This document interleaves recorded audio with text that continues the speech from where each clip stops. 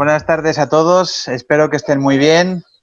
Es un poco extraña esta situación porque yo en años anteriores tuve oportunidad de siempre participar en esta NIT de las Religions, pero entonces por un lado me alegra que este año se haya podido organizar pese a las circunstancias y poder ver a caras de algunos amigos que solían asistir, pero por otro lado me da también pena pues que tengamos que hacerlo en este formato.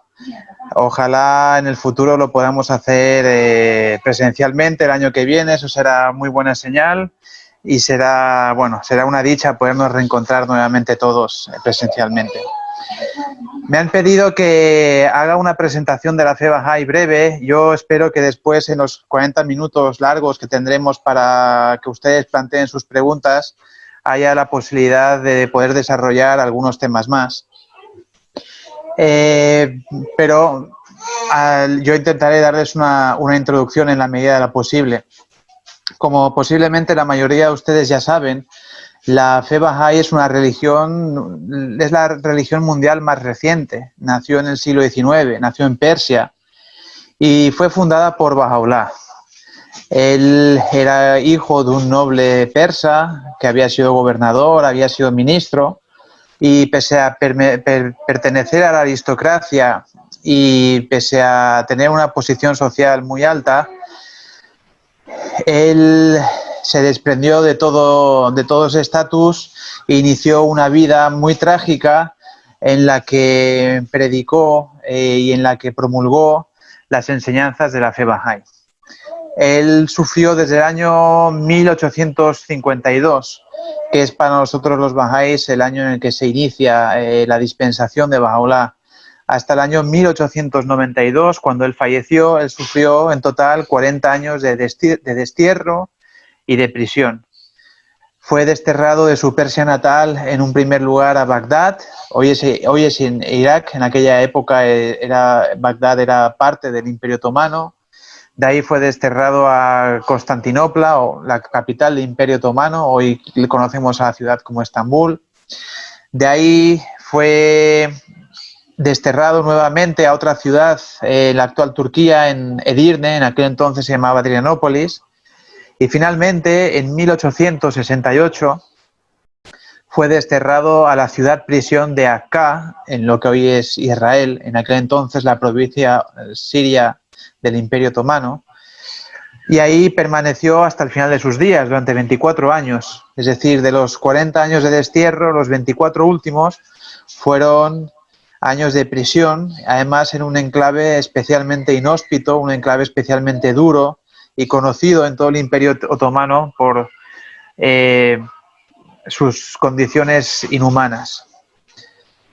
Además de ese destierro y además de esa prisión, Baha'u'lláh también sufrió torturas en forma de bastinado, sufrió envenenamientos, sufrió varios atentados contra su vida. En fin, fue una vida muy dramática y fue una vida marcada por la persecución. Y uno puede preguntarse, bueno, ¿y por qué una persona decide que además tenía una condición social muy ventajosa ahí en Persia?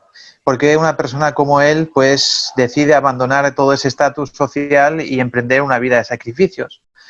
Bueno, entonces ahora entro a explicar cuáles son las enseñanzas de Baha'u'lláh. Lo primero que Baha'u'lláh nos enseña es que, y esto es muy importante que lo entendamos, especialmente un día como hoy, la Nit de las Religions, es que Dios se manifiesta periódicamente en la historia para educar a la humanidad y para ayudar a la humanidad en su evolución espiritual, en su desarrollo y en su progreso espiritual y moral. Desde esta perspectiva, todas las religiones, como se decía en la sesión anterior, todas las religiones vienen de ese mismo Dios. Jesús, Mahoma, Moisés, Abraham, Buda, Krishna, Zoroastro, todos los fundadores de las grandes religiones, todos ellos provienen de un mismo educador divino, de un mismo creador, que es el único creador de toda la humanidad, que les envía a lo largo de la historia para educar a la humanidad, para enseñarle aquellos principios que han de ayudar al ser humano a avanzar en su continua evolución, para recordar al ser humano a lo largo de su historia cuál es la naturaleza humana, cuál es la verdadera naturaleza humana. y para enseñarle también cómo de época en época debe organizarse socialmente para que en la medida de lo posible reine la paz y reine la justicia. Entonces, desde esta perspectiva que enseña Baha'u'lláh en una de sus obras más importantes, que es el libro La certeza, el Kitab Igan, y que yo os invito a que lean, porque ahí se condensan la mayoría de las enseñanzas Bahá'í sobre Dios, la humanidad, el propósito de la religión, etcétera, etcétera. Baha'u'lláh pues presenta a los fundadores de las grandes religiones como educadores divinos, como maestros de una escuela eterna que nosotros llamamos religiones, pero en realidad es una única escuela, es una única religión. Y entonces Baha'u'lláh se presenta a sí mismo como el portavoz de Dios, el maestro divino, el educador universal para esta época en la que vivimos. Entonces él dice que después de toda la cadena de enviados de Dios que vinieron antes de él, en esta época Dios le envía a él con el propósito de traer las enseñanzas necesarias para llevar a la humanidad entera a un estado de unidad y de paz. Todas las religiones, cuando han aparecido, han sido causa de unidad y han sido causa de que de ellas surja una gran civilización. Por ejemplo, en el contexto que nosotros más conocemos, pues todos los pueblos que habitaban en Europa se unificaron gracias a la religión de Jesús. Y Mahoma, por ejemplo, unificó a las tribus árabes y de ellas, que eran tribus que antes de su dispensación eran tribus que estaban constantemente guerrando entre sí, de ellas surgió una gran civilización mundial, ¿no? Entonces todas las religiones cuando aparecen consiguen aglutinar a seres humanos divergentes y a personas de culturas, de condiciones sociales y de pueblos distintos, consiguen aglutinarlos, religarlos, que esa es la etimología de la palabra religión, y como consecuencia de eso surge una nueva civilización. La civilización budista, la civilización zoroástrica, la civilización judeocristiana, la civilización islámica, etcétera, etcétera. Pues Baha'u'lláh dice que él es el enviado de Dios para esta época y su propósito es, a diferencia de dispensaciones anteriores, que ellas son generadoras de civilizaciones regionales, civilizaciones que abarcan áreas particulares de nuestro globo, Baha'u'lláh enseña que en esta época en la que la humanidad ha llegado a un cierto estado de madurez, en esta época en la que el conocimiento que existe es un conocimiento sin precedentes, que no se tenía antes, en esta época en la que se conocen absolutamente todos los rincones del globo, pues es en esta época en que ha llegado el momento de crear una civilización mundial basada en principios espirituales y una civilización en la que no solo se une una parte del mundo, sino que se une a toda la humanidad, ¿no? Entonces es la época, dice Baha'u'lláh, del establecimiento de ese reino de Dios en la tierra, que de diferentes maneras y en diferentes épocas todas las religiones han anunciado, ¿no? Un reino de Dios en el que todos los pueblos se unen, en el que existe la paz, en el que existe la justicia, etcétera, etcétera. Pues bien, Baha'u'lláh declara ser ese enviado de Dios para esta época y afirma que sus enseñanzas son las que han de traer este cambio fundamental en la historia humana. Así que por lo poco que les he explicado, ustedes podrán ver que lo que pretende Baha'u'lláh con sus enseñanzas y con su revelación no es reformar una religión o traer una reforma en las condiciones puntuales del mundo, cambiar un sistema político por otro, o mejorar las religiones ya existentes, o no. Lo que busca la fe Bahá'í, lo que las escrituras de Baha'u'lláh contienen, es todo aquello que se requiere para un cambio en la esencia misma del ser humano y para un cambio que es esencial por una parte y orgánico por otro. Esencial en el sentido que lo que aspira a traer la fe Bahá'í es un cambio total de cultura y de visión del mundo. Luego explicaré algunos detalles de qué consiste esa visión del mundo. Un cambio total de cultura y de visión del mundo y de visión de qué es el propósito del ser humano, tanto a nivel individual como a nivel colectivo. Y un cambio que se ha de realizar de forma orgánica. ¿Qué quiere decir eso? Que al ser un cambio esencial es algo que requiere ser aprendido, requiere ser totalmente absorbido por el individuo y por las sociedades. Por lo tanto, no es algo que pueda suceder de la noche a la mañana. No se trata de un cambio legislativo, no se trata de un cambio de las condiciones políticas, no se trata de un cambio puntual, se trata de un cambio fundamental, un cambio de cultura, un cambio de visión. Y esos cambios solo son posibles si duran generaciones, si duran edades enteras. No se pueden conseguir de la noche a la mañana. Y entonces dice Bahá'u'lláh que el propósito del ser humano es doble. A nivel individual, como personas particulares, nuestro propósito en la vida es desarrollarnos espiritualmente, ¿verdad? Es mejorarnos día a día, que cada día sea mejor que su día precedente en nuestras vidas, en nuestro desarrollo espiritual, y que cada mañana sea mejor que nuestro presente. ¿Qué quiere decir desarrollarnos espiritualmente? Pues ganar la capacidad de manifestar en nuestras vidas ciertas cualidades, ciertos valores, ciertas virtudes que son eminentemente espirituales, no son cosas que se puedan tocar, que se puedan palpar, son cosas que se aprenden, que son inmateriales. Es, por ejemplo, aprender a amar, aprender a ser generosos, aprender a ser seres pacíficos, aprender a ser humildes, a ser desprendidos, a no convertir lo material en el centro de nuestras vidas, sino al contrario, poner nuestro foco y el centro de nuestras vidas en lo espiritual, que eso nos da la verdadera felicidad. Luego, si hay tiempo, explicaré por qué. Desarrollar nuestras cualidades espirituales implica también ser tolerante hacia los demás, generoso, misericordioso, amable, en fin, todo ese elenco de cualidades y virtudes humanas que la humanidad siempre ha identificado, pero que han sido las religiones las que han inculcado y las que han mencionado que debemos manifestar en nuestras vidas.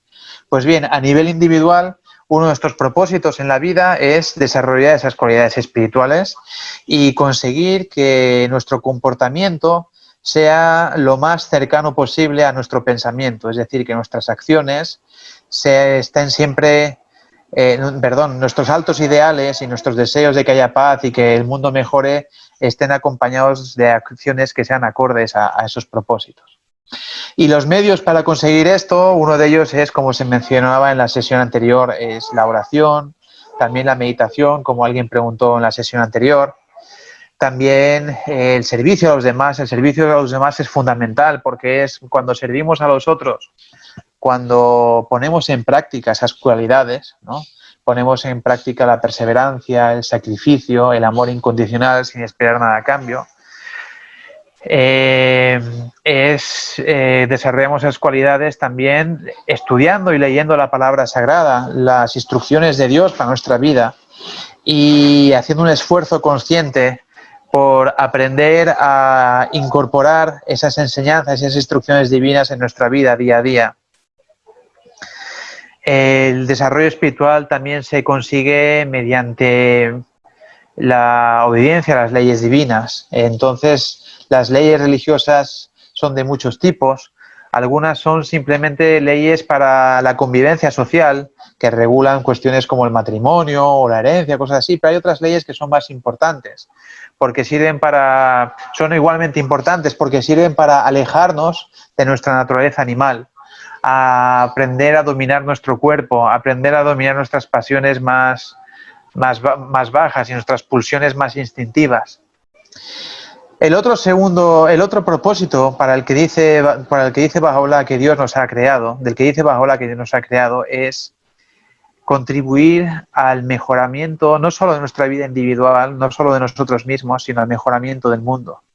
Y cito literalmente, contribuir al establecimiento de una civilización en continuo progreso. Dice Bahá'u'lláh que nosotros no debemos de fijarnos solamente en nuestro propio crecimiento, en nuestro propio desarrollo, sino que sobre todo debemos también trabajar por el mejoramiento del mundo y por ayudar a nuestro prójimo.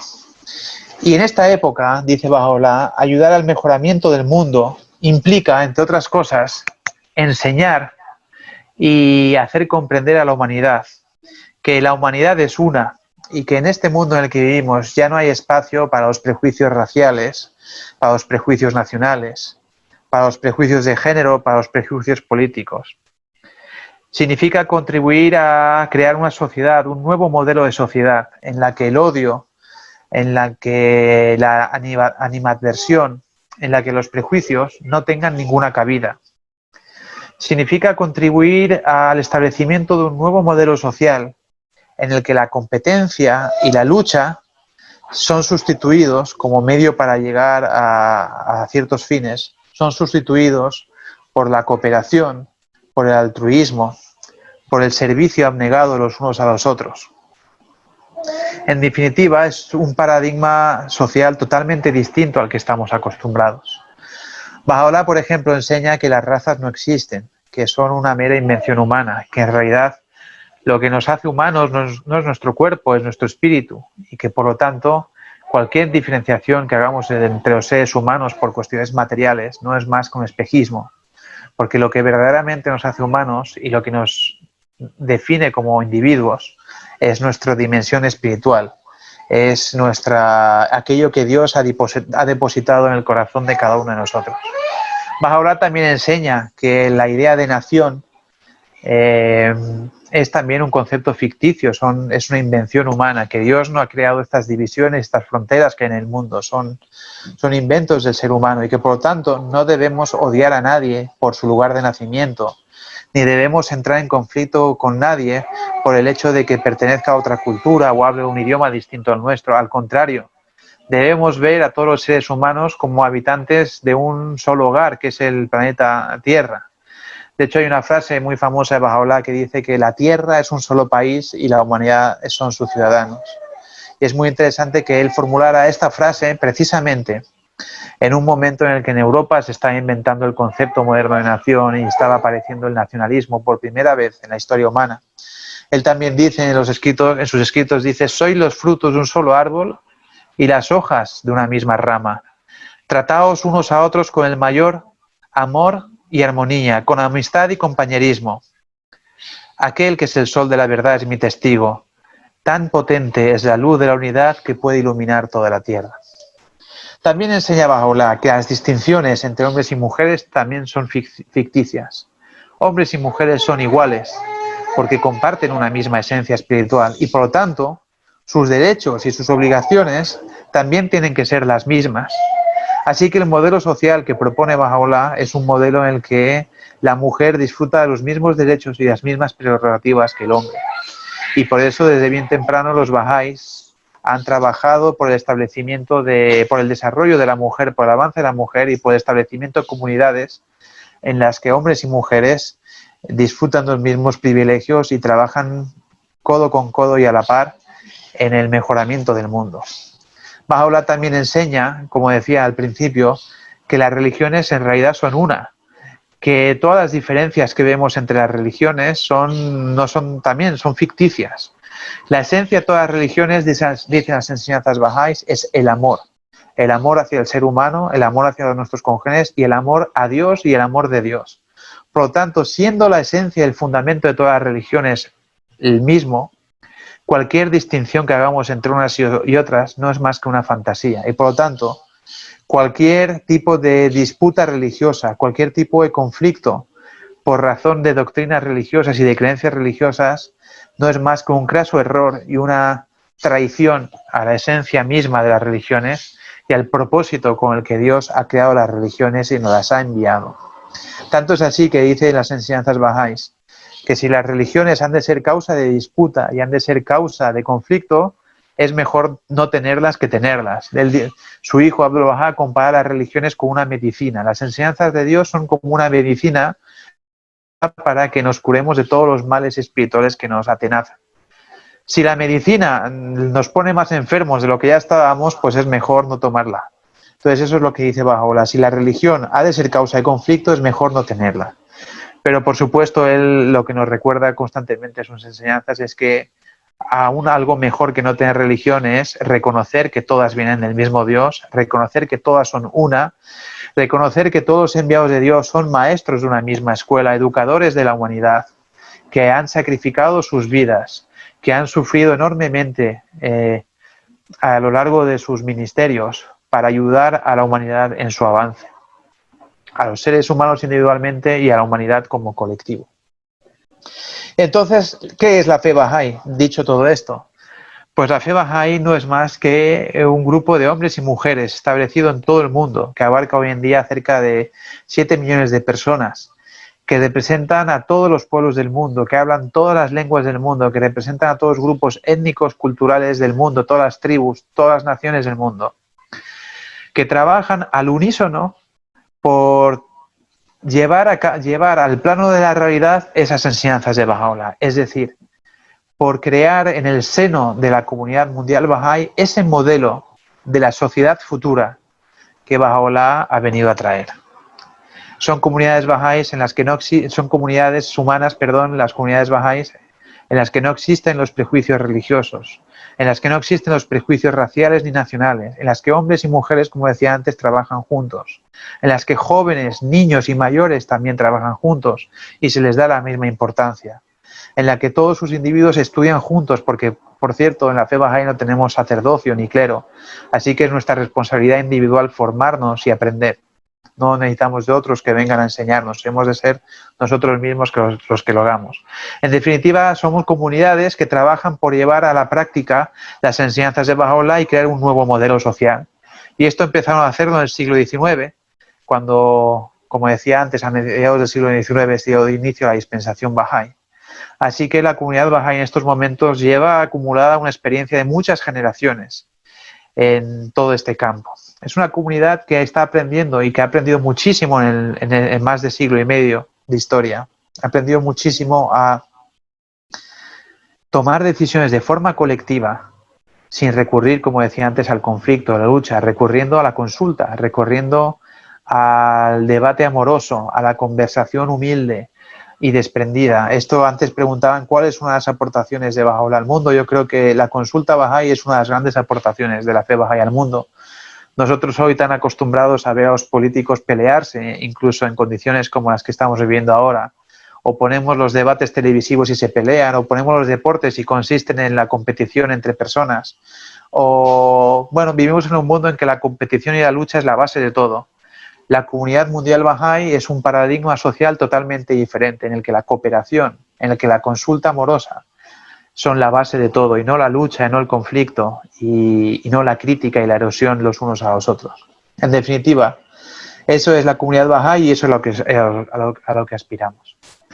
Baha'u'lláh, como decía al principio de todo, enseña que todas las religiones vienen del mismo Dios y que todas las religiones en realidad son una sola, y que lo que nosotros llamamos como religiones no son sino diferentes eslabones en una cadena que es eterna del pasado, eterna del futuro. Así que él mismo dice que después de él vendrán otros y que habrá religiones y que habrá nuevos enviados divinos que vendrán a la humanidad para educarla mientras haya humanidad, ¿no? Así que los bahá'ís también somos una comunidad religiosa que no nos creemos los últimos, ni nos creemos tampoco los únicos poseedores de la verdad, ni los únicos que la poseen, sino que somos una comunidad que ve con mucho respeto y con mucho amor a los seguidores de todas las religiones, y verdaderamente vemos a los seguidores de todas las religiones como hermanos y hermanas, y vemos a los libros sagrados de todas las religiones como los vemos como tan sagrados como nuestros propios libros sagrados, porque sabemos que vienen del mismo Dios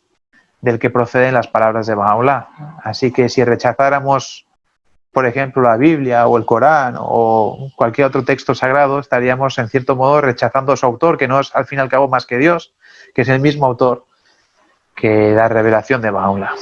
Así que por eso nosotros nos sentimos muy dichosos de poder participar en eventos como estos, como esta Nit de las Religions y otros eventos en los que las religiones se unen, la sociedad tiene ocasión de conocerlas de más de cerca y tenemos la oportunidad de convivir y compartir espacio, en esta ocasión de forma virtual, personas de diferentes religiones y con diferentes ideas religiosas, pero al fin y al cabo hermanados por el mismo amor a Dios, por el mismo amor a la humanidad y sobre todo por el mismo deseo de que las condiciones del mundo cambien y que este mundo tan lleno de problemas se convierta en ese reino de Dios en la tierra prometido en todos los libros sagrados de todas las religiones.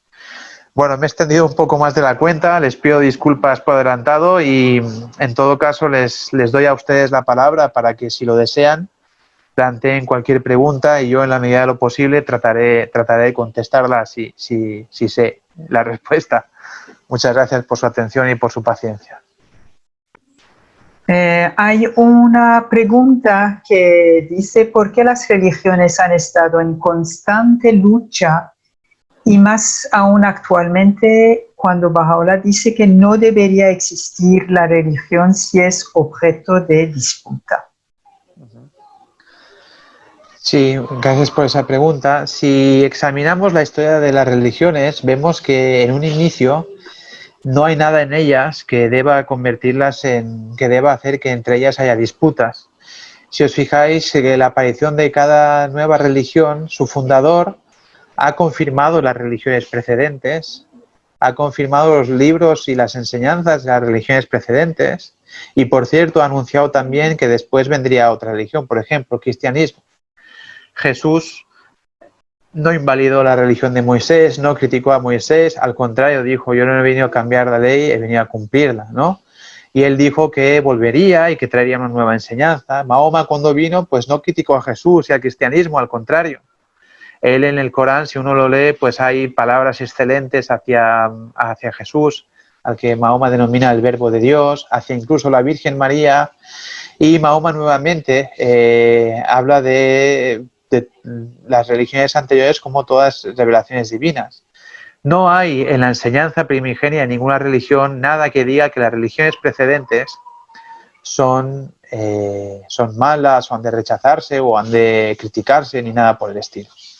Por otra parte, cuando uno examina las enseñanzas fundamentales de las religiones, pues ve que existe un denominador común. Uno se da cuenta pues que la enseñanza del amor, por ejemplo, aunque expresada con otras palabras, también está presente en otras religiones.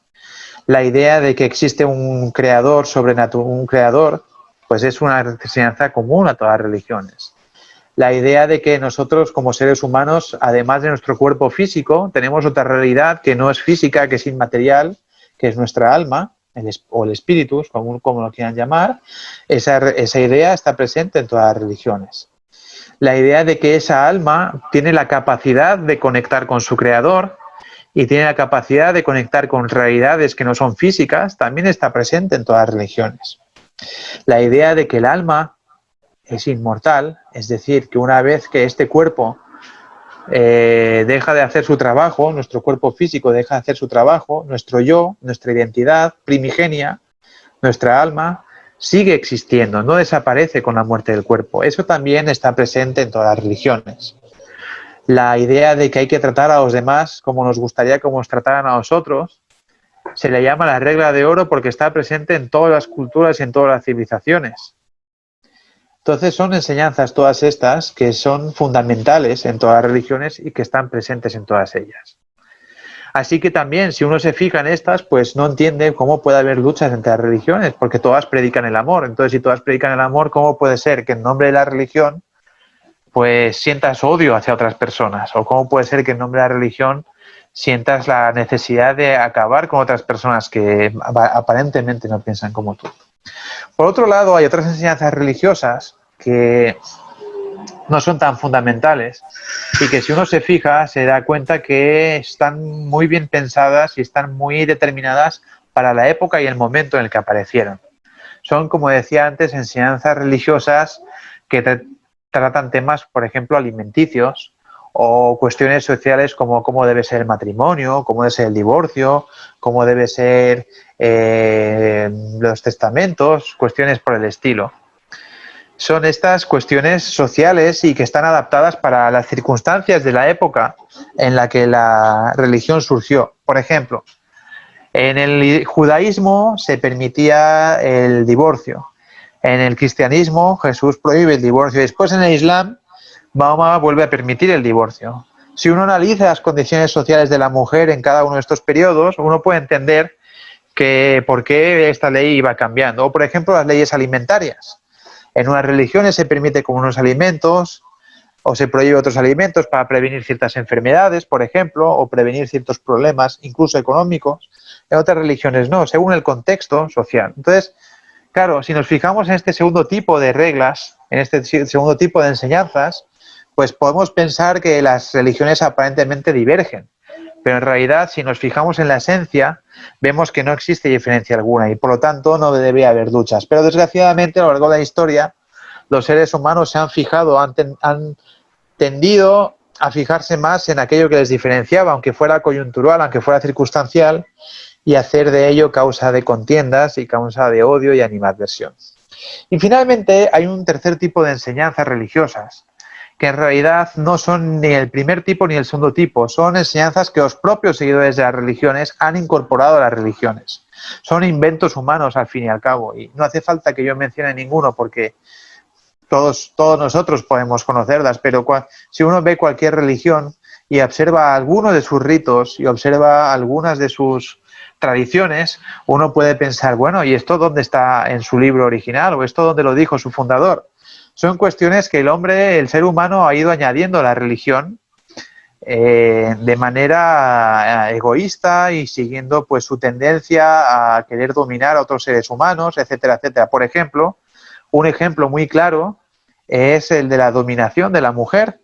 Ninguna religión ha dicho que la mujer debe ser discriminada y que debe ser dominada por el hombre y que no deba tener los mismos derechos que el hombre. Y sin embargo, al final, tradicionalmente las religiones han tendido a incorporar pretextos religiosos a sus doctrinas para justificar la discriminación contra la mujer. Pero estas son cosas que no están en la enseñanza original de ninguna religión y sin embargo el ser humano las ha incorporado. Y estas también son causa de disensión y de lucha entre las religiones, porque unos dicen, bueno, nosotros para rezar tenemos que hacerlo así y otros dicen, no, tenemos que hacerlo así. E incluso dentro de una misma religión surgen luchas, surgen cismas, surgen guerras incluso entre diferentes orientaciones dentro de una misma religión. Todo esto esta última categoría se debe a la propia corrupción que el ser humano ha hecho de las religiones. Y como las religiones se corrompen, y como el lenguaje de las religiones es adaptado para una época y no sirve para una época después, no sirve siempre para una época después, de la misma manera que a un chico de 5 años le hablas de una manera, pero luego cuando tiene 50 le hablas de la otra, aunque le estés explicando lo mismo, a la humanidad, pues hace 4.000 años se le hablaba de una manera y hoy en día se le puede enseñar lo mismo, pero hablando de otra manera, ¿no? Como el lenguaje cambia, como las religiones se corrompen, como también la humanidad se ha ido olvidando, en cada dispensación religiosa al final se ha ido olvidando de la esencia de su religión, del porqué de su religión, de cuál es el propósito de Dios al traer esa nueva revelación para la humanidad. Como esto sucede, es por lo que Dios repite de época en época su revelación, se revela de época en época a la humanidad y vuelve a mandar a uno de sus educadores, a uno de sus maestros espirituales, para reiterar esas verdades espirituales que son eternas en el pasado, seguirán siendo eternas en el futuro, y para además traer las enseñanzas nuevas para las condiciones en las que vive la humanidad. Es obvio, por ejemplo, que hace 3.000 años, cuando apareció el zoroastrianismo en Persia, pues Zoroastro, por mucho que dijera que todos los seres humanos, no importa en qué continente vivan, son uno y que todos los seres humanos se deberían unir, pues eso hubiera sido una enseñanza poco útil para aquella época, porque no se conocía el continente americano, no se conocía Oceanía, no se conocía la mayor parte de África, y era imposible tener las comunicaciones que hay hoy en día. Por tanto, esa enseñanza no ha sido posible dar. Dios nos la ha dado a la humanidad hasta ahora, en la época para el ser humano en la que sí que es posible que todos los habitantes del planeta nos unamos, entre otras cosas porque por fin sabemos que existimos todos los habitantes del planeta. Así que bueno, estas son muy humildemente algunas de las motivos por los que las religiones luchan y entran en trifulcas entre sí. Hay varias preguntas. Sí. Hay varias preguntas que lo voy a poner en uno mismo y después hay otra. Sobre la vida después de la vida. ¿Qué dice la fe Bahá'í? Y hay otra que pregunta qué pensamos sobre la reencarnación. Vale. Bueno, la fe Bahá'í dice que solo tengo 22 minutos, ¿correcto? Así que voy a intentar ir... Sí, y después hay más preguntas, ¿ah? Para que lo Por sepan. eso, voy a intentar ir rápido. Me he extendido quizás demasiado en esta No, muchas gracias. Baha'u'lláh enseña, las enseñanzas de Bahá'í explican que nuestra vida no se limita a este mundo en el que estamos.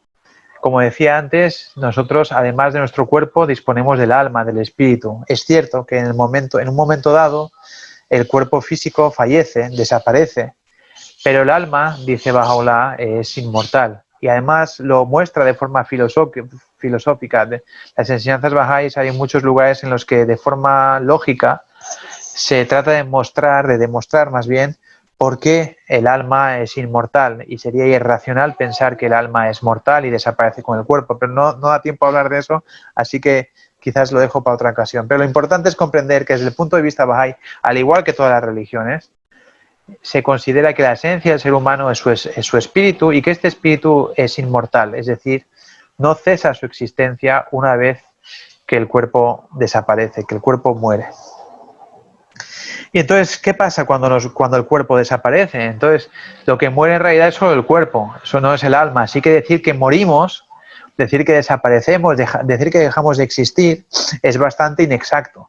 En todo caso, nuestro cuerpo ya no es útil, ya no nos es útil, pero nuestro yo, nuestra verdadera realidad continúa su vida. Por lo tanto, decir que morimos no es correcto, no es correcto. En todo caso, quizás podríamos decir que cambiamos de estado o que cambiamos de plano de existencia. ¿Qué pasa con nuestra alma una vez que se separa del cuerpo, en el momento de eso que nosotros llamamos el fallecimiento? Pues sucede que el alma continúa su vida. ¿Y dónde la continúa? Pues la continúa aquí mismo. El mundo espiritual y el mundo físico dice las enseñanzas bahá'ís, es un mismo lugar, es una misma realidad.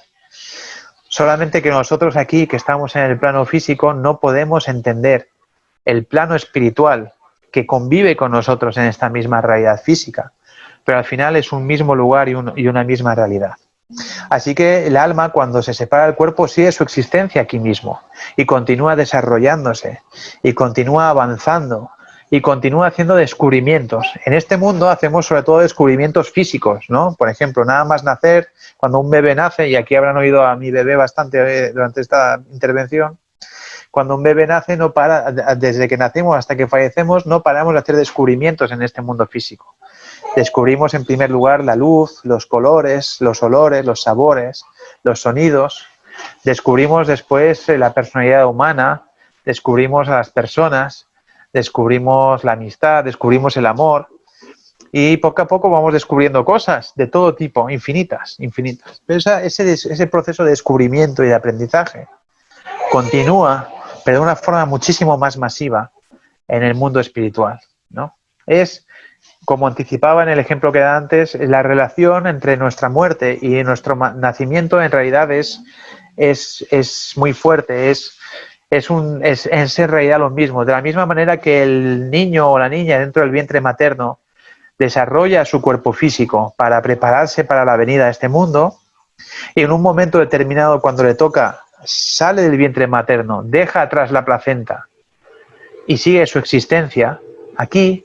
De la misma manera, nosotros en este mundo nos preparamos, nos desarrollamos espiritualmente, descubrimos cosas y aprendemos como preparación para el mundo siguiente. Y en un momento determinado dejamos aquí nuestro cuerpo porque ya no lo necesitamos y continuamos nuestra vida en este mismo mundo, pero en otro plano.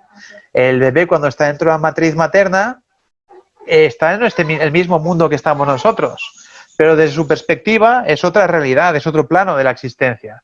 Nosotros sabemos que está ahí, pero él no sabe que nosotros estamos aquí. Y nosotros sabemos todo lo que hay aquí, maravilloso, de lo que se priva el bebé cuando está dentro del vientre materno. Pero el bebé ni se puede imaginar todo lo que hay aquí fuera. Para él el mundo es solamente lo que ve, lo que percibe, oscuridad, todo es líquido, la placenta, la oscuridad, no entiende nada de lo que puede haber aquí fuera. Y es lo mismo sucede la relación de este mundo con el venidero. Cuando nosotros dejemos el cuerpo aquí y prosigamos con nuestra vida, llegaremos a un plano de existencia en el que descubriremos cosas infinitas en comparación con lo que hay aquí, y en el que veremos a los que están aquí, aunque los que estamos aquí no podemos ver a los que están ahí. Ellos nos ayudan, igual que los que estamos aquí ayudamos al bebé dentro del vientre materno. Ellos nos ayudan, ellos nos guían, ellos nos acompañan, aunque nosotros no los podamos ver y no los podamos percibir. Y entonces esto lo enlazo con el tema de la reencarnación.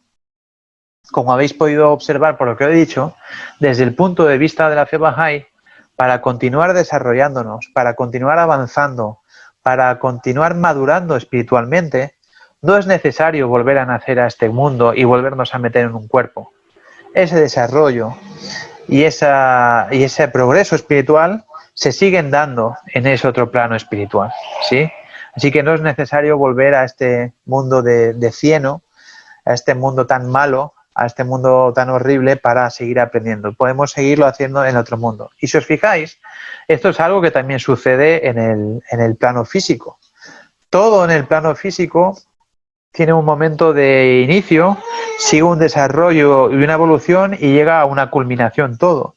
Pues el alma le pasa lo mismo, tiene un nacimiento, sigue un desarrollo y una evolución y una vez que abandona el cuerpo llega a su culminación y en ese otro plano de la realidad sigue avanzando, sigue progresando espiritualmente. ¿Más preguntas?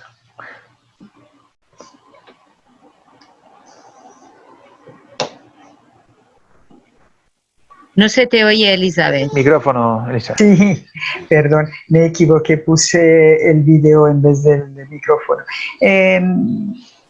Juan Luis pregunta si existe hoy persecución en contra de los bahá'ís. Sí, por supuesto, existe persecución en contra de los bahá'ís, sobre todo en los países islámicos, aunque también ha habido persecución en otros países.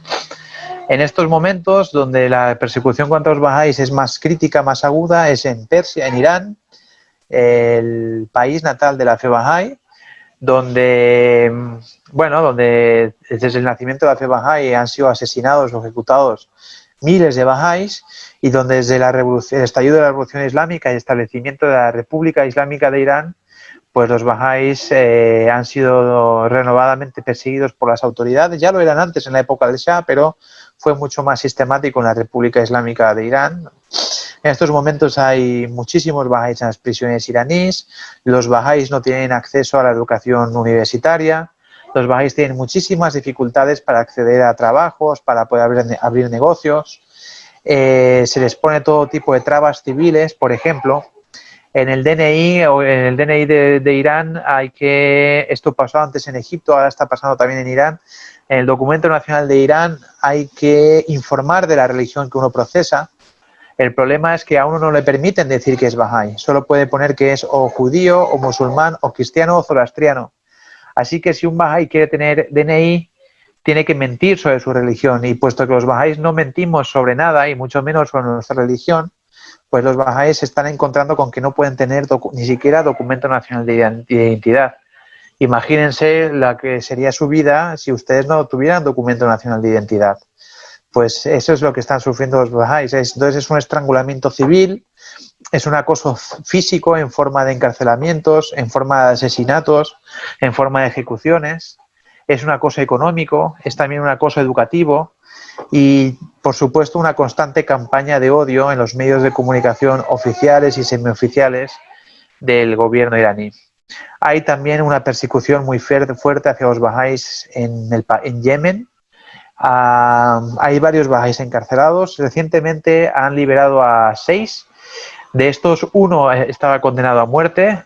Parece que hubo un acto de misericordia por parte de las autoridades del país, pero aún así la comunidad bahá'í de Yemen está en grave peligro.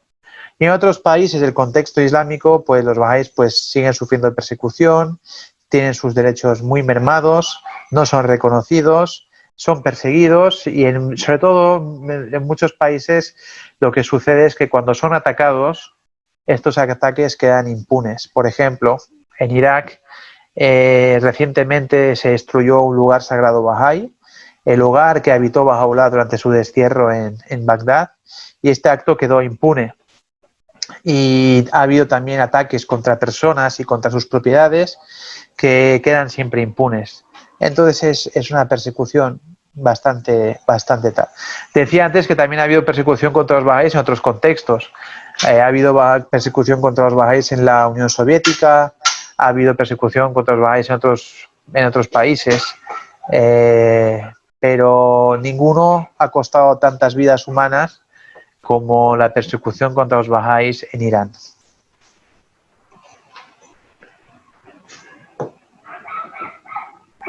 Has mencionado el tema de la consulta y de esta forma de trabajar de los Bahá'í. Si puedes explicar un poquito más, por favor.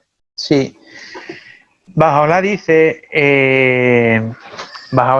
que en todos los asuntos, tanto en nuestra vida individual como comunidades humanas, en todos nuestros asuntos debemos consultar. Es decir, en la familia, antes de llevar a cabo una acción, debemos consultar con la familia. En el trabajo, antes de realizar tomar cualquier decisión, debemos consultar. Y así sucesivamente. Y también dentro de las comunidades bahá'ís, todos los miembros de la comunidad bahá'í deben consultar conjuntamente antes de tomar decisiones. Y la consulta bahá'í no es una simple conversación en la que bueno, tratamos de se toman acuerdos por mayoría y bueno, como es corriente hoy en día, o al menos no debería ser así. Desde el punto de vista bahá'í, la consulta es un medio para conocer la realidad, es una forma de investigar la realidad. Cada vez que nosotros tenemos un problema, cada vez que hay que tomar una decisión, cada vez que nos enfrentamos a un dilema, al fin y al cabo, lo que necesitamos hacer es conocer la realidad, ¿sí? Y conocer cuál es la solución a ese dilema o cuál es la solución a ese problema. Y, por lo tanto, la consulta es un acto de investigación de la realidad. Y para que este acto de investigación de la realidad sea efectivo, es necesario que los participantes en ese proceso de investigación de la realidad ejerzan unos ciertos valores éticos y morales. Por ejemplo, sus intervenciones deben ser amorosas. Sus intervenciones tienen que ser desprendidas. ¿Qué quiere decir eso? Quiere decir que cuando uno hace una aportación, ofrece una idea, ofrece una sugerencia, en el momento que la da ya no es suya, ya es del colectivo y por lo tanto, si es rechazada no debe ofenderse, ni tampoco debe persistir e insistir hasta la saciedad de hacerme caso que tengo la razón. Y por el contrario, si es aprobada, no la debe considerar como suya, no ha de eso alimentar su ego o sentirse una persona más importante a las demás porque su idea ha sido aprobada y otra no. Decía que la consulta debe ser amorosa porque es una consulta en la que no debe existir la crítica, no debe existir la animadversión, no debe existir el insulto, no debe existir el ataque, no debe existir las rencillas, la competencia y la lucha. Todo eso que vemos en un parlamento de cualquier gobierno o todo eso que vemos en el Sálvame de Telecinco, en cualquier programa de Telecinco, o todas esas cosas a las que estamos acostumbrados en nuestras reuniones de vecinos en la escalera, todas esas cosas están totalmente ausentes o deberían estar totalmente ausentes en la consulta bahá'í. Decía, son consultas amorosas, son consultas en las que se practica el desprendimiento, son consultas en las que se practica la empatía. Uno trata de entender por qué la persona que emite una opinión, por qué emite esa opinión y no otra, a qué se refiere, qué está viendo esa persona para emitir esa opinión que uno no puede ver, ¿no? Y son consultas en las que lo que prima es la unidad, no quién tiene la razón. Y ni siquiera me atrevería yo a decir que haya unidad es más importante que el hecho de que la decisión que se tome sea correcta o no sea correcta. Porque tal y como Baha'u'lláh nos dice, aquella acción que se lleva a cabo por medio de la unidad es una acción confirmada, es una acción, una decisión que recibe la ayuda de Dios. Sin embargo, una acción, por muy correcta que sea, por muy acertada que sea y por muy idónea que sea para la situación que se plantee, si no es respaldada con unidad y si no recibe un apoyo unánime, si se toma en medio de la división y de la contienda, entonces es una decisión que no recibe esa asistencia divina y por lo tanto es una decisión que no va a tener el mismo efecto ni va a tener las mismas consecuencias. Así que la consulta bahá'í también se prima mucho la unidad, la armonía, el poder armonizar la diversidad de ideas, la diversidad de opiniones. Es una consulta en la que, por cierto, se enfatiza mucho la igualdad. Nuevamente, no basta con decir hombres y mujeres son iguales. Eso se ve en la consulta cuando sociedades tradicionalmente patriarcales, dentro de las comunidades bahá'ís, la mujer participa en la consulta con la misma igualdad que el hombre y su opinión es escuchada con la misma atención que la de cualquier hombre. Y lo mismo con las opiniones de los jóvenes o las opiniones de los niños, que en sociedades como la nuestra no son tan tenidas en cuenta. En los últimos años, en nuestro país se habla muchísimo de tomar decisiones en las bases, se habla muchísimo de, pues eso, que las bases puedan opinar, y desgraciadamente eso se limita a ofrecer a las bases 2 o 3 opciones y que las bases vayan y voten. Eso no es investigar la realidad juntos, eso no es poner en práctica todas esas cualidades que mencionaba anteriormente. La consulta bahá'í es algo muy diferente, es juntos ver el problema, juntos analizarlo, juntos proponer soluciones, juntos ejecutarlas, ¿sí? Siempre en un espíritu de unidad, en un espíritu de concordia. Que es todo lo contrario de lo que pasa en esas votaciones, que un cambio de calle, pues los vecinos que han votado que sí les parece muy bien, los vecinos que han votado que no les parece fatal.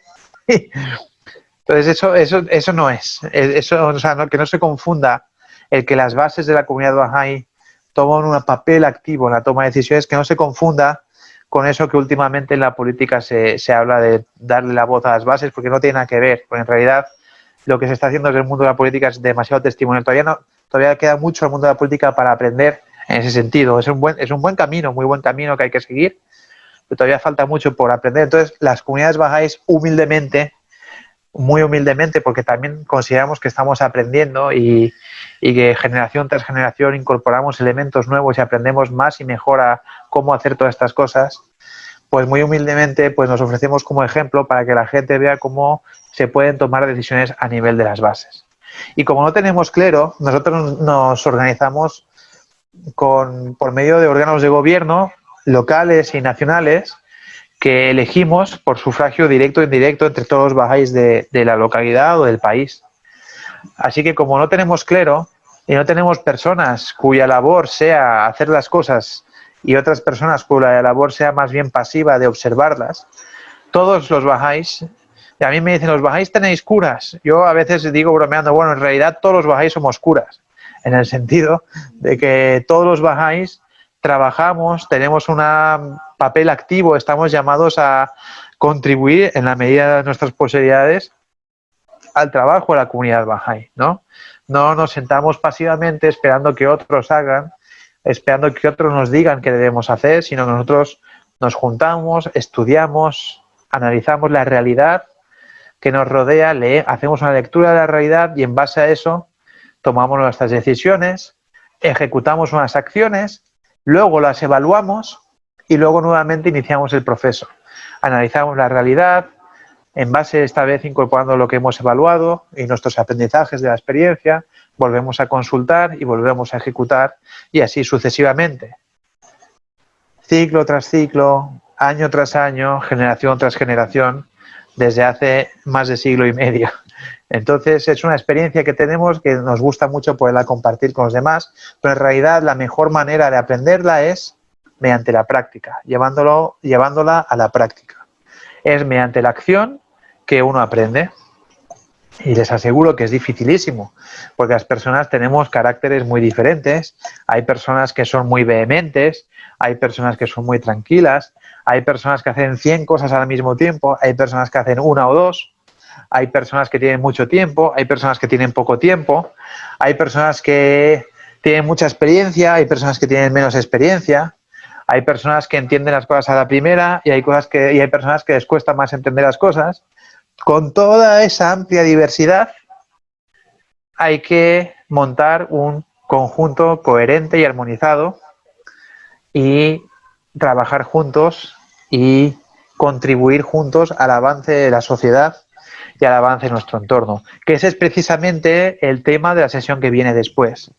¿Qué estamos haciendo los bahá'ís en esta parte del mundo? ¿Qué estamos haciendo los bahá'ís para mejorar nuestra sociedad, para contribuir a que haya un equilibrio entre lo material y lo espiritual en nuestra sociedad? Porque nuestras sociedades han avanzado muchísimo en lo material, pero estamos en pañales en cuanto a lo espiritual. Entonces, toda la comunidad mundial Bahá'í está trabajando incesantemente por contribuir a que haya un equilibrio entre el desarrollo material y el desarrollo espiritual. Y eso es precisamente lo que estamos haciendo los Bahá'ís del mundo, y en particular los Bahá'ís de Barcelona. En ese sentido, pues será justo el tema de la sesión siguiente. En otras partes del mundo, además de hacer eso que hacemos los Bahá'ís de Barcelona, que es común a todo el mundo, pues también tienen proyectos de desarrollo social, proyectos educativos masivos como escuelas, universidades, etcétera, etcétera.